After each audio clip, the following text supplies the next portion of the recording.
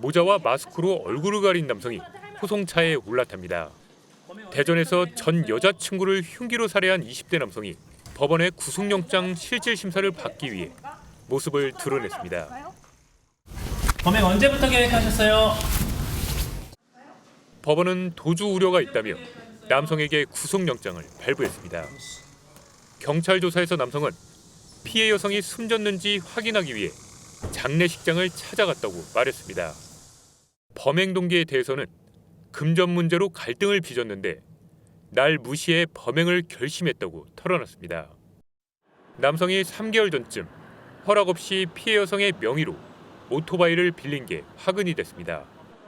남성은 오토바이 명의를 본인 이름으로 변경하겠다며 여성을 불러내 범행을 저질렀습니다. 최근 리스 문제 얘기고 그 전부터 자기가 카드값 내주고 그렇게 했는데 나를 무시했다.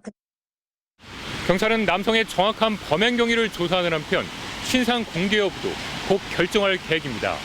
대전에서 전 여자친구를 살해한 그 20대 남성의 입에서 나온 말이 참 충격적입니다. 먼저 영상을 보도록 하겠습니다.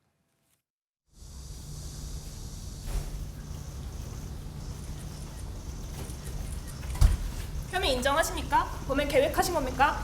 유족분한테 할 말 없을까요? 범행 언제부터 계획하셨어요? 장례식장은 왜 가신 겁니까?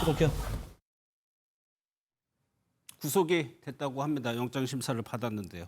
이 사건에서 가장 이해가 안 됐던 부분이 여성을 살해하고 자기 제발로 장례식장을 찾아갑니다. 네. 그런데 찾아간 이유에 대해서 얘기를 했는데 그 부분이 놀라워요. 네, 제가 그 이유 피해자의 발언을 그대로 한번 옮겨보겠습니다. 진짜 죽었는지 확인해 보려고 갔다. 이렇게 얘기했다는 겁니다. 네, 그렇게 얘기를 했다는 겁니다. 상당히 충격적인데요. 피의자는 범행 후 공유차와 오토바이를 번갈아 타면서 도주를 했고요. 범행 다음 날 장례식장을 다시 찾았는데 경찰에 덜미를 잡혔습니다. 이 빈소를 찾은 피의자의 모습을 수상하게 여긴 장례식장 직원이 경찰에 신고를 했고요. 경찰은 CCTV 등을 추적해서 이 장례식장 이동까지 이용할 렌터카를 추적해 이 범인을 잡은 건데요.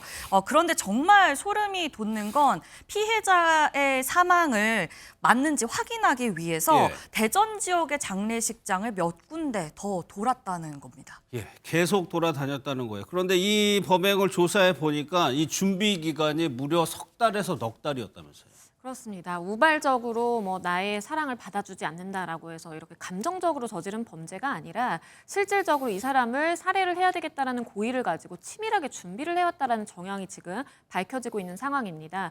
이 두 사람의 경우에는 오토바이를 빌렸는데 이 남성이 여성의 명의로 빌리다 보니까 이 부분에 다툼이 있었다라고 해요. 그래서 마치 이것을 해결해 줄 것처럼 우리 같이 부산에서 빌렸는데 이거 명의 해결하러 가자라고 피해자를 설득을 시키고요. 그 다음에 부산으로 향하는 길에 사실상의 다툼도 벌어지고 그 과정에서 살해가 발생한 것으로 지금 드러나고 있는 상황입니다. 원래 알려지는 바에 따르면은 함께 집에 들어가자는 제안을 해서 집에서 범행을 하려고 계획했다라고 해요.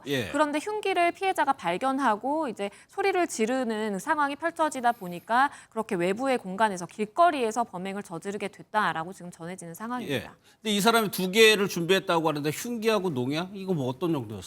흉기의 경우에는 피해자에게 위해를 가하기 위해서 미리 준비를 한 것으로 보이고 농약의 경우에는 만약에 본인이 이러한 상황이 발각됐을 당시에 극단적 선택까지도 염두에 두고 있었던 것으로 보입니다. 실제 이 피의자의 경우에는 붙잡히기 전에 차량에서 음독을 시도를 해서 병원 치료를 받느라 퇴원 조치 이후에 조사를 받을 수밖에 없었고요. 이렇게 본인이 만약에 발각됐을 그런 상황까지 가정해 두고 이 농약을 준비했다라고 한다면 사실상 굉장히 치밀하게 준비를 했다라고 볼 수밖에 없습니다. 그런데 이 과정에서 안타까운 대목이 이 피해자가요. 지난해 말부터 사망 전까지 가족에게 불안감을 호소했다. 그러니까 무언가 좀 이상하다는 낌새를 직감한 거예요. 피해자. 맞습니다. 피해자가 지난해 말에 가족들한테 뭔가의 그 불안감, 찾아서 죽일 수도 있겠다 이런 고통을 호소를 했다고 해요. 이 때가 11월 지난해 이제 11월 말경인데 이때가 언제쯤이냐면 이 피해자가 총 4번 직접 경찰에 신고했는데 그중에 2번 신고한 그때쯤이었어요. 예. 요때 이제 이 가해자 잠시 이별했을 때고 그랬던 때인데 당시 가족한테 보낸 문자를 보면 이러다가 갑자기 찾아와서 죽일까 봐 겁난다 이렇게 얘기를 했고 같이 있어달라 이렇게 호소를 했다고 했는데 지금 보면은 굉장히 두려워하는 마음이 읽히는 것 같습니다. 도로를 달리던 검은색 승용차가 인도 위에 멈춰섭니다. 곧이어 경찰차가 뒤따라 들어옵니다. 경찰들이 재빨리 승용차 운전석 문을 열고 운전자의 상태를 살핍니다. 대전 산성동의 한 지하차도 인근에서 전 여자친구인 30대 여성을 살해하고 달아났던 20대 남성이 경찰에 붙잡혔습니다. 도주 24시간 만입니다. 소리 나가지고 와가지고 여자친구 죽이고서 도망가다. 그럼 또 이 동네 사람인가 해가지고. 체포 직전 남성은 차 안에서 독극물을 삼켰다 충북의 한 병원으로 옮겨져 치료를 받고 있습니다. 생명에는 지장이 없는 것으로 알려졌습니다. 남성은 도주 과정에서 빌린 차량과 자신의 오토바이를 번갈아 타는 치밀함을 보였습니다. 이런 남성의 도주 모습을 CCTV 분석을 통해 확인한 경찰은 검거 작전에 돌입했습니다. 수십 명의 가용 경력을 투입해 추격망을 좁혔고 범행 현장에서 5km 떨어진 지점에서 남성을 체포했습니다. 피의자의 과거 동선을 쫓아가는 거잖아요. 멈추거나 하면은 그때 역정이 되면 우리가 잡는 거고. 경찰은 남성의 상태가 호전되는 대로 정확한 범행 동기를 파악할 계획입니다. 119 구급차가 도착하고 구급대원들이 한 여성을 들것에 실어 옮깁니다. 경찰은 현장 주변에 통제선을 설치합니다. 대전 서구 개정동의 한 빌라 앞에서 한 남성이 30대 여성을 흉기로 찌르고 달아났습니다.